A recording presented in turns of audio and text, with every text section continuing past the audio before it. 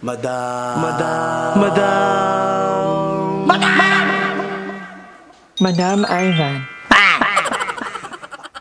Hey guys, welcome back to my channel. For today's video, papalinis ako ng ngipin. Na hindi na kaya ng toothbrush. So, dito ako ngayon sa mall. Ang tawag dito ay Island Mile Dental Clinic. So, hindi pa ako naliligo. So, hindi ko pa alam kung... Pero ito yung dry hair talaga. Itingnan natin kung kaya pa. So, tomorrow ako maliligo. And then, tomorrow din, mag-Brazilian kami. Meron akong in-order online na gamot. Pero hindi pa dumarating. Ewan ko kung bakit. So, yeah. Natry lang natin kung mabubuhay pa. Pag hindi naman na, tanggapan na talaga. Hindi ko pa nililiguan to. Thank you kay DK. A few moments later. So, ayan. Babalik pa daw ako, sabi ni Doc. Dahil may mga kailangan pang anuhin. Meron ng time na pag wala akong ganap. So, after nating magpaklining ng ngipin, papalinis naman tayo ng kamay at paa. Dahil nangigitata na ito. Ito? 174.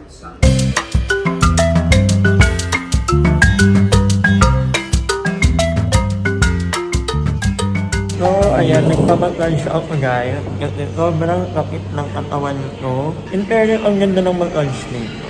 Ang sarap. At may ano ina. Ang ganda. Tunay lang naman ako kahit papaano. And, pauwi na ako sa bahay. After ko magpa-cleaning, magpa-mani-pedi. Ang ganda nila. So, yeah, pauwi na ako ng bahay. Sino ka dyan? Sino ka dyan? Parlerista. Kung alaga ko na, matagal na ito sa akin. Thank you, ma. Galing mo later na ka. 50-50 tayo. Ay, lalaban. Ang lalaban. Diyan lang yun, madaming may bet dito. May like ko eh, Arabo. Natala mo. May hap. So, ayan, may in-order ako online. Actually, guys, naalit pala nito. 2 linggo bago dumating nakakaloka. At ang gaan niya. Nakalagay yung price. 500 ml dapat. Ay, ano? Mata. 500 something. Meaning, kung pinalitan nila, bayad na pa naman. Pero ang gaan. Sobrang tagal itong dumating kayo. So, pang treatment na ng buhok. At bilang peke pa lang.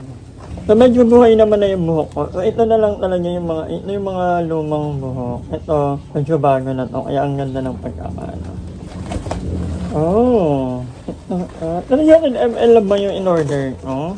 Ang liit lang pala nito. What are you doing? Wala papansin mo. Alam mo, te, nagmo-moment ako. Ibas nyo nga yan. Nagluluto ako ng... Akala ko ni Ayer. Magluluto. Ito nga kayo ni Aye. Yung nag-aantay Yung siyang... nag-aano. Yung nag-aantay siyang maluto yung mga babo, ay yung manok. So si Bakla Umiga. Ako Pero ano luto nyo? Bicol Express tuloy. Ano?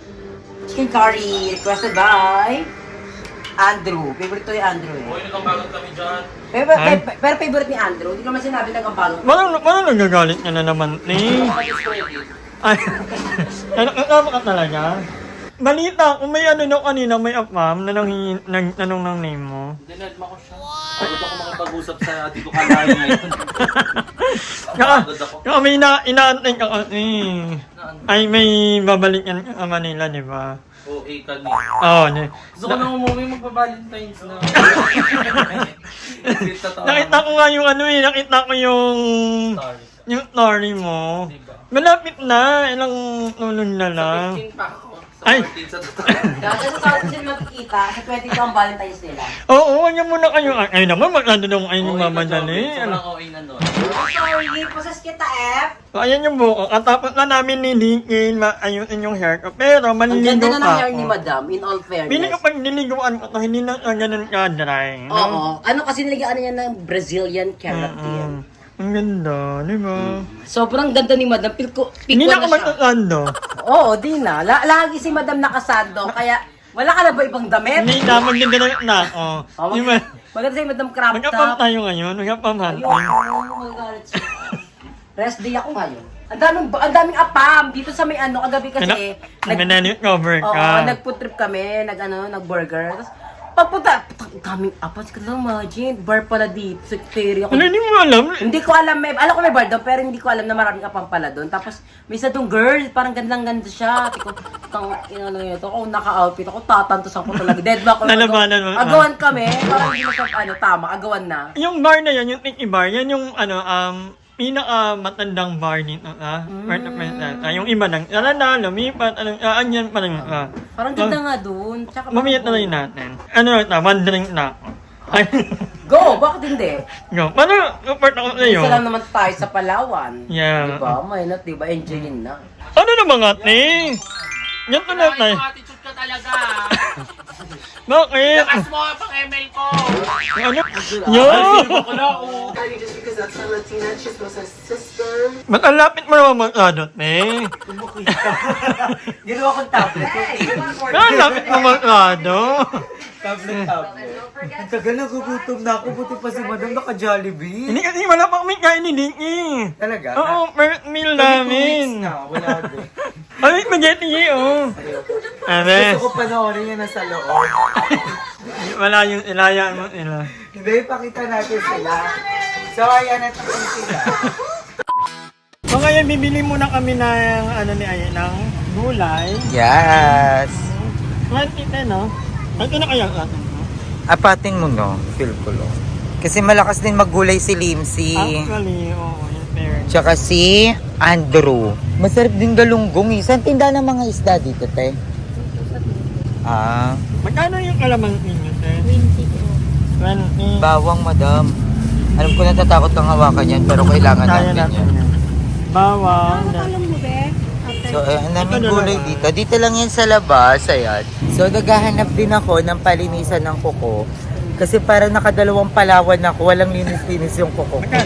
Parang magsi-second year anniversary na kami ng mga dumi ko sa kuko. Yung fair nito, yung ganda na ng hair. Oh, no. Oo, nabuhay. Nandiyan na buhay niya. In fact, kahit nung medyo naliguan mo na siya, tapos medyo kumulat, pero mas buhay siya tignan. Pag niliguan ko to, piling ko konting kulot na lang.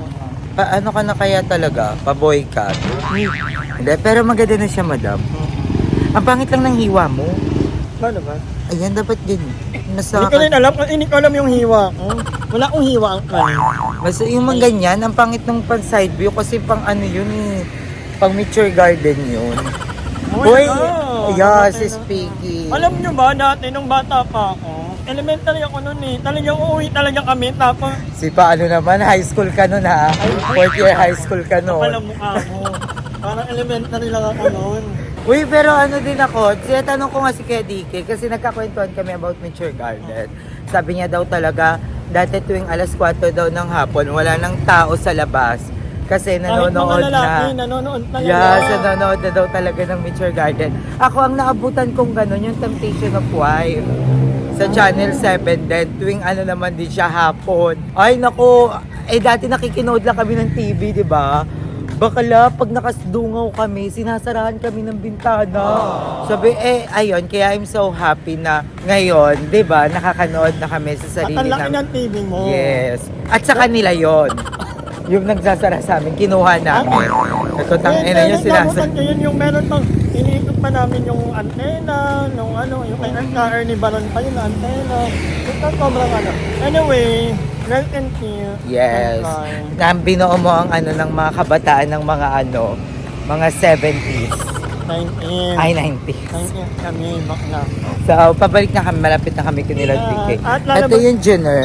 Ano yan, Purinaria yan. Ayoko. Dali na, madam, hanggang April lang daw. Wala. Bilisan mo na, 50% sayang. Libre pa yan. Hindi ako, ayoko. Kahit libre na Sayang lang yung yan. 50% ng Junior. Baka lang hanggang April daw yun. No. So, ayan, maliligo na ako, guys. At hindi naman ako na-effect na sobrang actually, personal niya, ang lambot niya, ang ganda. Hindi naman ako na-effect na after kong maligo ay ganito pa din. Pero, hopefully, medyo ano na lang, medyo kulot na lang. Hindi kulot na eh. Basta may onting ano na lang. Pero feeling ko maganda na talaga. At nung unang pasada namin nito, maganda na, feeling ko kailangan ko na lang alagaan at huwag magtali-tali kagaya ng sabi ni Mama Joven. So, I'll try my best na huwag nang magtali muna. Ililigo ko muna para makita talaga natin ang final result ng ating hair. So, medyo late ang ating upload kasi nakaraan guys. Medyo high blood naman ako. So, pumunta ako ng ospital, actually, nagpa-BP ako. Ang aking, ang aking blood pressure ay 140/90.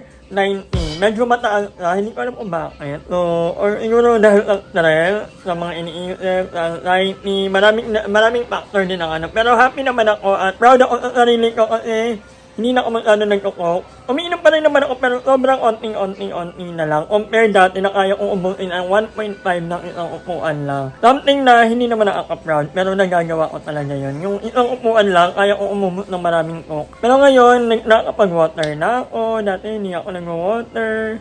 And dati, hindi pa ako nag-noodle ulit ngayon at hindi pa ako nagkakanton. So, manok, baboy, isda, gulay. Medyo binabalance ko ng aking diet at hindi pa rin ako nakakapag-walking actually. Ito yung goal ko din, ang makapag-walking. Pero sabi nung friend kong nurse, wag daw muna nakaraan kasi nga medyo mataas ang aking BP.